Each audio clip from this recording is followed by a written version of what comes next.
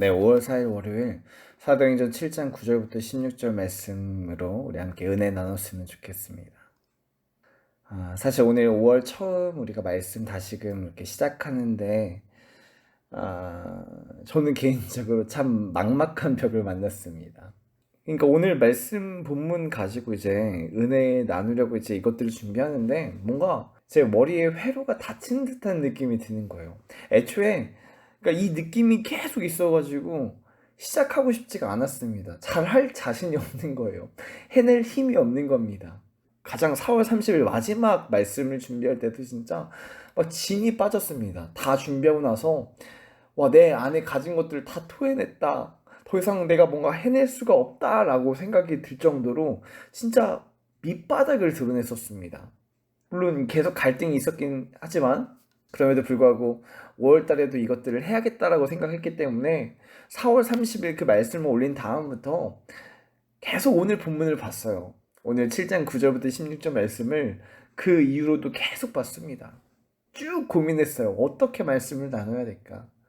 이 본문 가운데 주님이 어떤 말씀을 하기 원하실까? 근데 감이 안 잡히는 거예요, 이게. 해결이 안 되는 겁니다. 어떻게 시작해야 될지 도저히 감이 안 잡히는 거예요.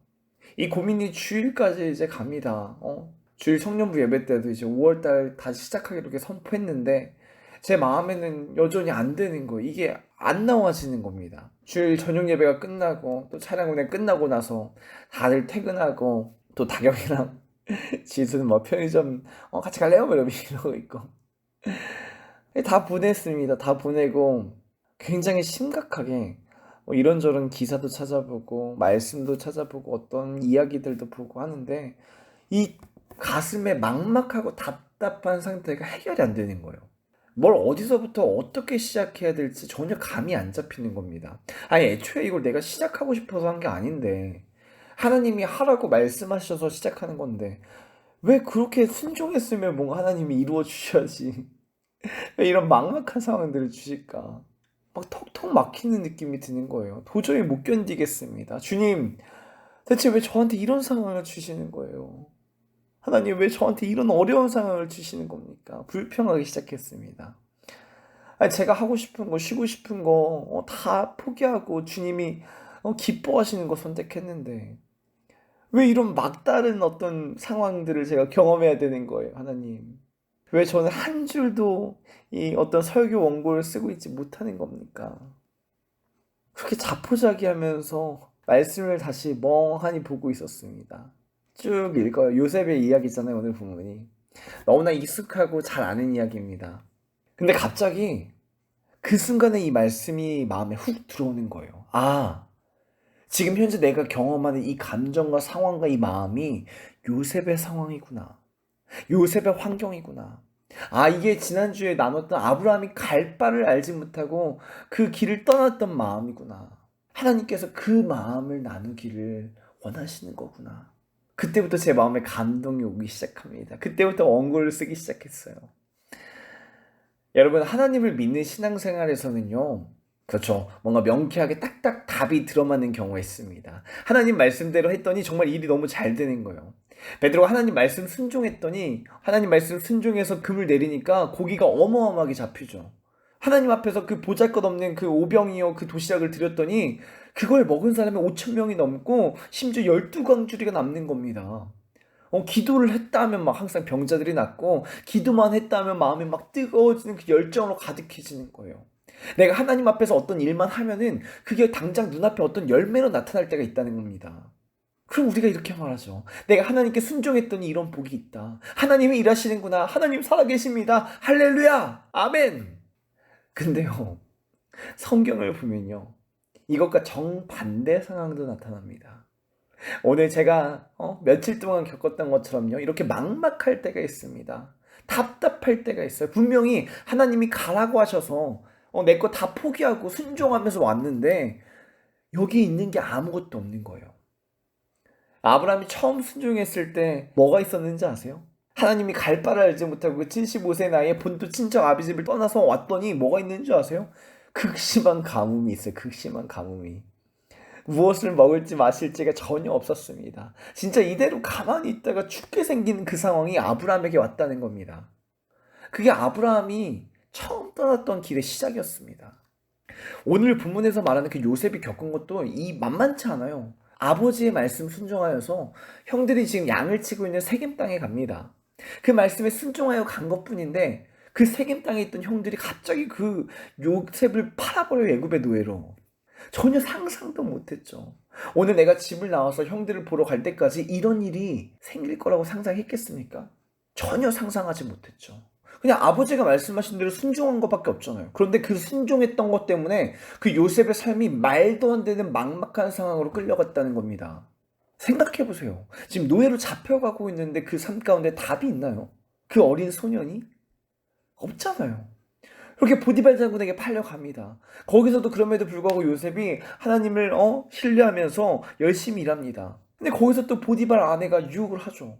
아무도 모르게 그 은밀한 어떤 죄의 어떤 상황들을 만들었겠죠. 근데 요셉이 하나님 앞에서 난 죄를 지을 수 없다 하면서 이를 거부합니다. 하나님 보시기에 좋은 것들을 선택해요. 근데 그 결과 뭔지 아시잖아요. 이에 보디발 아내가 요셉을 누명을 씌웁니다. 감옥에 보내요. 이게 요셉의 삶이었어요. 하나님 보시기에 옳은 것들을 선택했습니다. 아버지의 말씀을 순종했고 있는 자리에서 정말 최선을 다했고 아무도 보지 않는 자리에서도 하나님 앞에 죄를 범하지 않는 그 선택을 했다는 것입니다. 근데 그 결과가 뭐예요? 막막해요.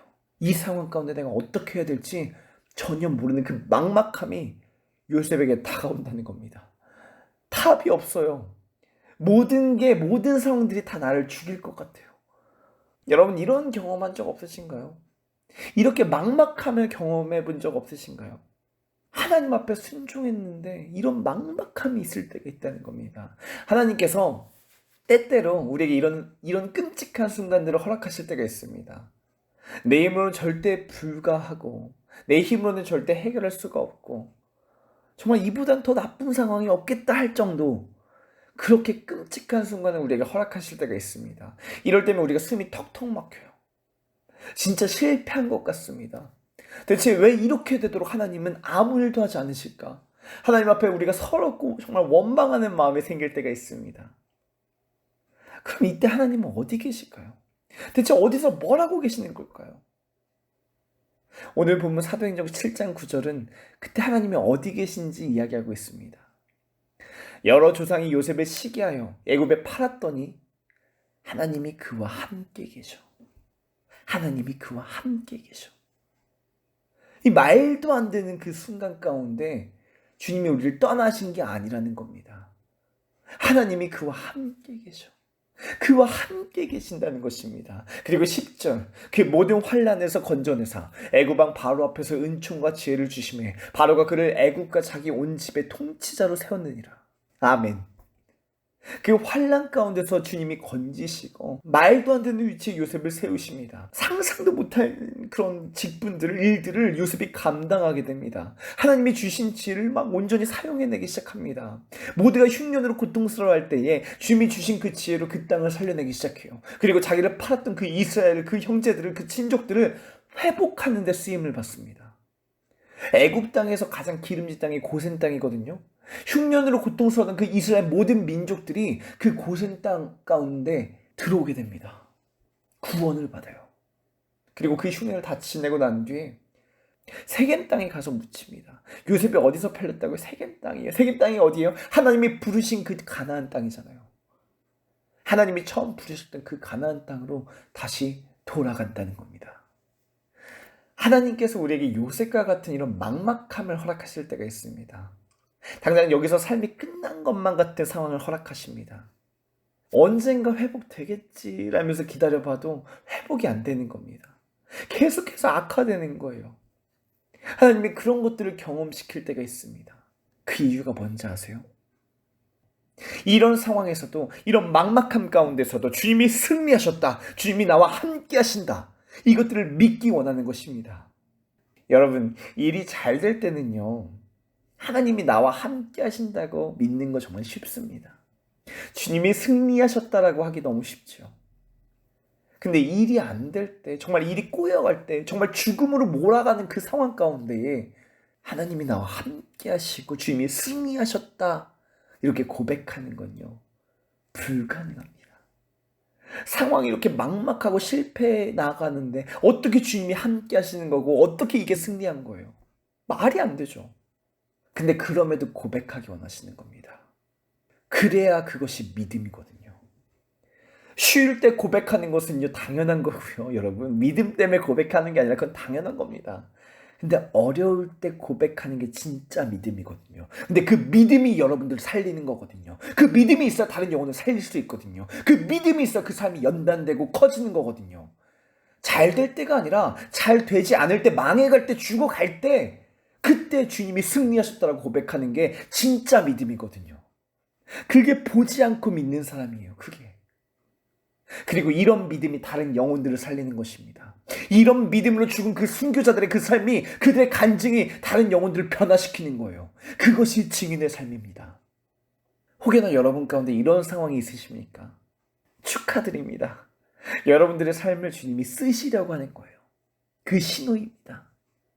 이 상황에 압도되어서 하나님을 의심하지 마세요. 그 막막하고 두렵고 죽을 것만 같은 그 상황 가운데서도 주님은 함께 하십니다. 2000년 전 그날 십자가의 죽으심으로 이미 이것 또한 승리하셨습니다. 죄와 사망 권세를 이기셨습니다. 나는 지금 죽어가는 것 같지만 주님으로 인하여서 영생을 얻었습니다. 이 고백을 하기 원합니다. 우리가 오늘 하루 살아갈 때에 여러분들의 그 있는 위치가 어떤 자리인지 저는 모르겠습니다. 어떤 마음이, 어떤 감정이, 어떤 생각이 있는지 저는 모르겠어요. 하지만 그 자리에서도 주님이 함께하고 계심을 신뢰하기 원합니다. 주님이 승리하셨음을 선포하기 원합니다. 그 상황에서도 예수님을 신뢰하고 믿기 원합니다. 그때 우리의 삶이 주님께 쓰임받기 시작합니다. 쓰임받는 삶이 되는 거예요. 그때부터 다른 영혼들을 살리기 시작하는 겁니다. 오늘 하루도 우리가 그렇게 주님께 쓰임받는 정말 그런 증인의 삶이 되기를 예수님의 이름으로 축복합니다.